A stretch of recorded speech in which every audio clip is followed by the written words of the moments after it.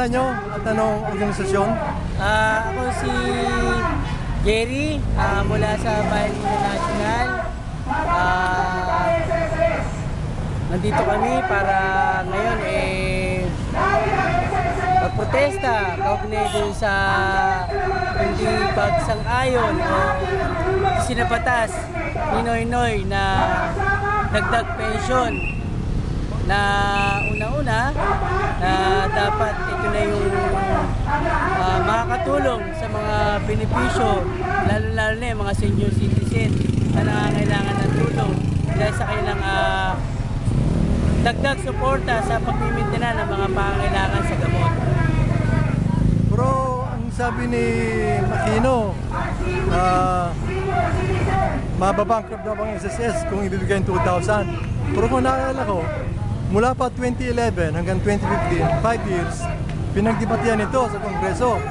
Tapos noong Hunyo, nagbutuhan. Lahat bumoto para ipasa yung bill. Tapos napunta rin sa Senado, lahat din bumoto, malibang kay Enrile. Anong masasabi mo tungkol sa datos ni Aquino? Ba't sinasabi niya mababankrupt? Yung may nakakabahala dun na kumaalala, babalikan lang natin yung kanyang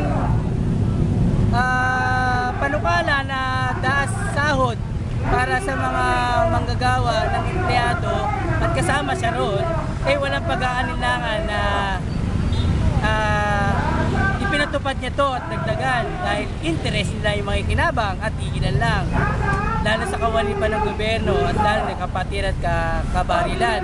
Pero dito nga kami nagtataka sa hinahaba-haba at tinatagal-tagal na panahon at ginugol ng mga nagsulong ng batas sa Kongreso, lalo na si Derek Colmenares, talagang dumaan sa butas ng karayong para may batas lang to,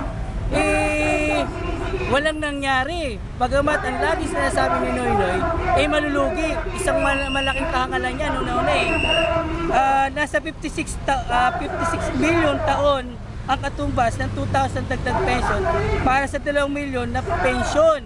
No? Tapos may 160 billion taon na kabuang revenue ng SS mula sa recollection at kita sa pamumuhunan. Kasabay pa niya, 428 taon ang reserbang pondo para sa pamumuhunan nito. April ng 2015, pwede rin paglaan ng gobyerno ng pondo para sa pension hike. Ibig sabihin, dito labis na ang kita at walang pagkalugi dahil una-una may mga iba't ibang magpapautang na ginagawa at may mga interest, lalo-lalo yung mga membership ng SSS, isa rin sila na nangungutang at bibigay din ng interest. No? Kaya walang pagkalugi, napakalaking kalokohan, napakalaking kasinungalingan. At nakapagtaka pa nito, naghuhugas kamay siya para hindi raw sisihin siya. Sabi niya, bahala na si Batman. At inano niya pa doon na magkaroon ng veto, para sa kanyang pagkawala na siya kalimutan na, hindi siya sisihin ng mga tao. Pero isang malaking kahangalan ng ginagawa niya na wala siyang talagang kahalagahan at malasakit ng mga matatanda. Dahil napakalaking pangangailangan ng matatanda kapag napatupad ito dahil sa araw-araw na pangangailangan ng mga matatanda para sa sustain na pangangailangan nila mga gamot. Meron ka ba mga kamag-anak na pensyonado? Sa bahagi ko, meron, lalo sa mga parte ng asawa ko, meron din. Ang problema nga dyan, na sinasabi nila na nagbibigay din ng subsidy ang gobyerno at naglalaan parang tulong sa gobyerno, lalo ng mga DSWD. Kaso dumadaan din sa malaking proseso Kailangan pa maghintay ng matanda na pumila, kailangan pa ba na matanda na kailangan na maraming nagtitiis sa mga requirements, o kaya naman, hindi naman sapat yung binibigay nilang kita para sa tulong ng mga pangangailangan ng mga matanda sa pagbibigay ng sustain para doon sa sinasabi natin pangangailangan ng mga gamot. Dahil nauna napakalaking pangangailangan talaga ng mga matatanda dahil nandyan na talaga yung paniningil ng kanilang pangangailangan sa pangangatawan. Dahil matagal na panahon din nila ginugol yan at matagal na nagbigay sila ng serbisyo para sa SSS.